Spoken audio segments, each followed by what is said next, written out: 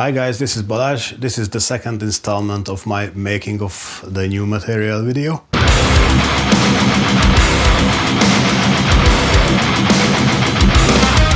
Just checking in because I started to record my new material. This is the second installment of this making of the new material series. It doesn't have a name yet or a title yet. It doesn't have a track listing yet. So this is basically me creating the album from scratch. I have 4 songs written. I'm still writing 4 other songs. And I started to record the first one. So I was just thinking I will share with you how I set up my DAW for recording in a way that it doesn't block your creativity, so you always have the tools that you need if you need another layer or whatever. So this is mostly for guys who just start in the beginning recording stuff at home, or even for you more advanced guys who just want to learn basically how I do it. It's not the right way, it's just the way. So let's head on into my DAW and I'll show you how I set up my project.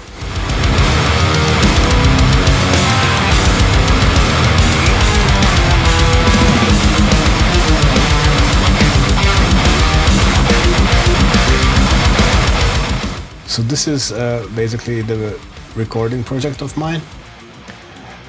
You can see that there are many channels, right? So and everything is color coded. So the yellow ones are for the drums, the blue ones are for the rhythm guitars, like the normal blue ones.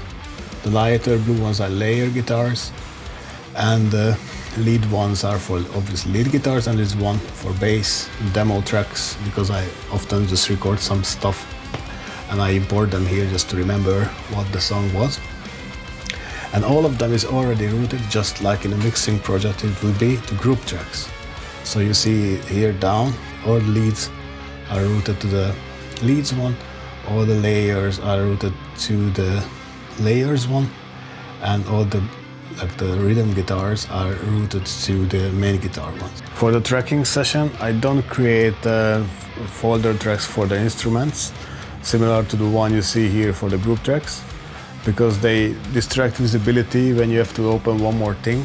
And I like to see the waveforms so I can align whatever I'm recording with the already recorded waveform. You can see left guitars, right guitars, and the center guitar. The left and right, they have a DI, because those are the basic rhythm tracks, so I record the rhythm guitar DI with everyone. That enables me to reamp it with an amp sim if I don't like the sound I'm getting, or at a secondary rhythm tone. I'll move this over here so you see what is on the tracks.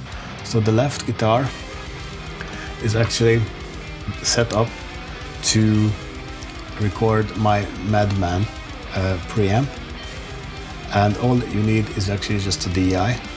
So I only have a DI loader, Ignite, not Net IR, with my favorite input responses. And on the secondary channel, I put an HM2 type of sound, and that is from Audio-Riti, the heavy pedal, the chainsaw setting. Oh, same for the right guitars. So these will be panned, but for recording I normally center them first, and once I have like the left recorded, then I pan them to the right places. For the layer guitars, I don't have an amp sim. These would be stuff that basically just overdub, so like additional layer of some harmony in the rhythm track or something like that. And because I don't know what I will use to kind of have a separation from the basic rhythm tone, I leave that blank. And once I'm actually needing to record some layers, I will add the amp sim. For the leads, I always use the Soldano from Neura DSP, Soldano X. Yeah, that's all you need to know, I guess. So I just put it straight away on it. And for tracking the bass, I normally use just a bass knob from, probably in this setting, 9, from background digital. And all these, as I said, are routed to the relevant group tracks. So if I want to reduce the volume of the bass, I can just reduce the volume of bass, or lead, like all the lead tracks, I can just reduce with one fader basically.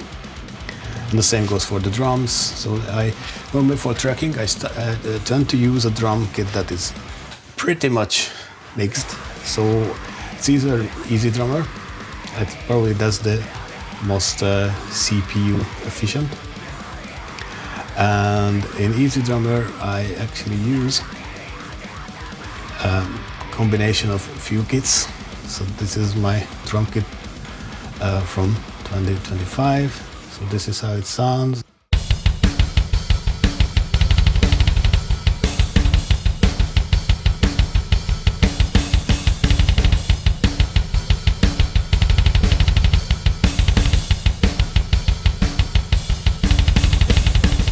If you use a mixed kit, it's easier to set up your tones for guitars.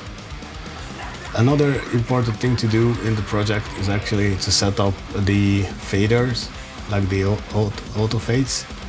So I did record a few albums, and we always use this 2 or 3 millisecond auto crossfades. That's just to avoid the unnecessary pops when you are cutting something on your guitars or bass. That's pretty much it. I will show you now how I actually set this up to get to this outlook.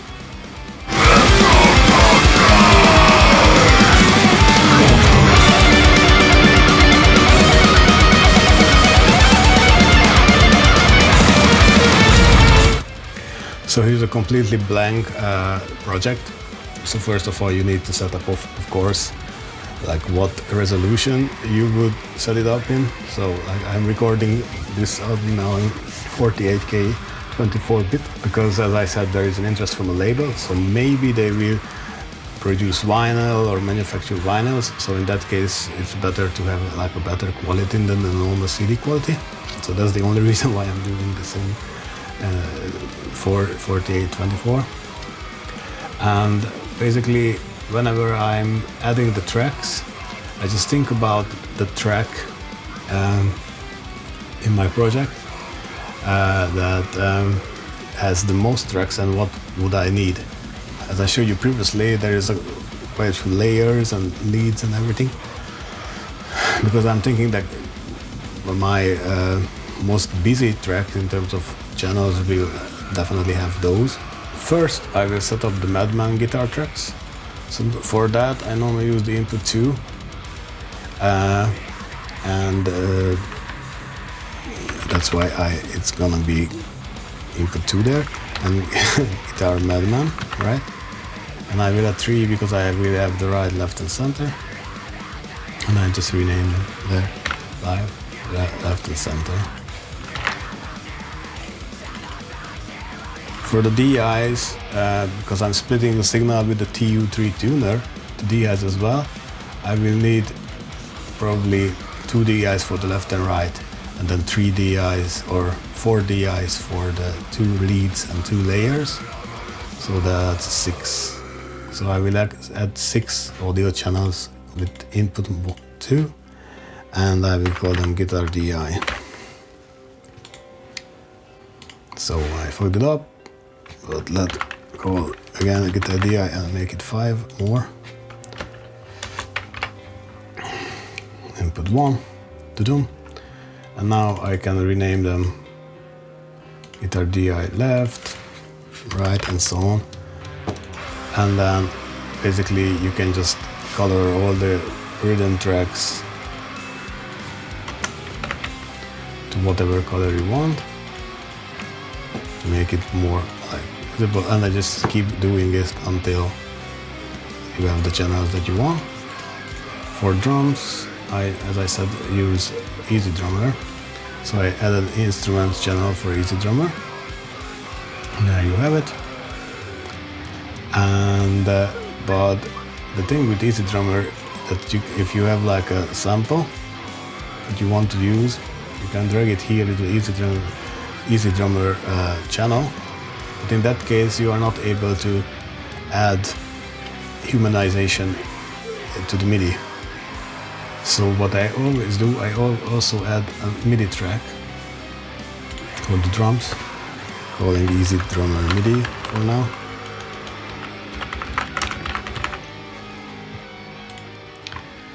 And I output this MIDI, it's already outputted actually to Easy Drummer MIDI in.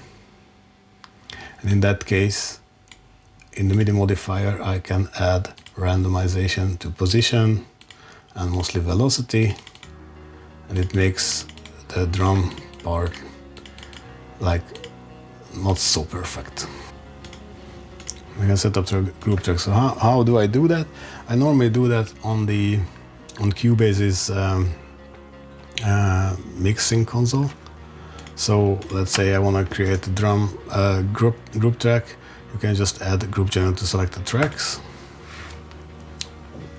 And it's actually stereo because we want the drums to be stereo. So I just put drums, bass or whatever. Add, and we also color it yellow. And in the routing section you can see that now these are actually routed to the drum bus. Okay, so you keep doing that. Let's do one with the guitars. So you highlight these, add group tag to select the channels, git main, there, and all these went to git main from stereo out. And that's it. Basically, you keep doing it until you reach. I advise you to do this before recording anything, because then you can save it as a template, and every time you want to create a new album, you can just open this up and you don't have to set it up anymore. Yes, basically that's it. And now I will show you why is this important in terms of recording.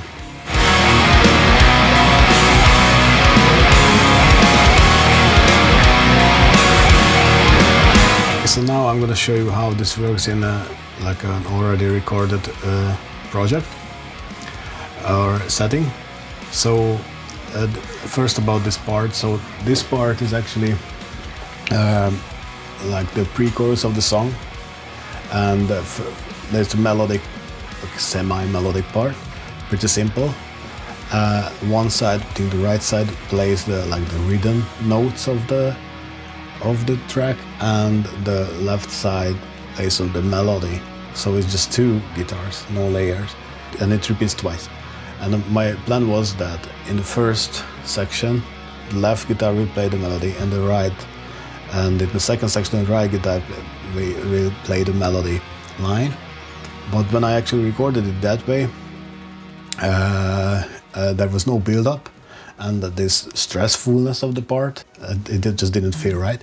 So what I came up with, that what if I would put the melody in the center, and then the rhythm would play on both sides, and actually I would duplicate the melody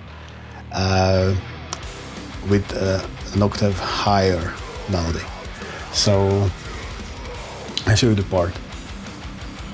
Yeah, disclaimer, it doesn't have bass guitar recorded yet, so it's just to show you a sneak peek of the upcoming stuff.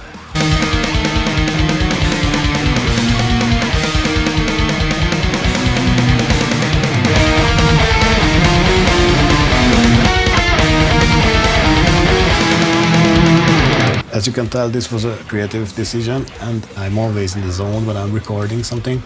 But if I have to click here and add new tracks and route them to the right bus, that creativity might actually just disappear. So because I had the channels already there, I just tried it out, I double tracked the rhythm, and this was the thing that actually made the song work. Okay, so guys, this is how I do it. If you have any better ideas, please let me know in the comment section, and see you in the next video. Thanks guys for checking out my video. If you liked it, don't forget to hit like and subscribe. Follow the links in the description of this video to get some discounts from stuff, and support my channel. Thanks so much. Bye bye.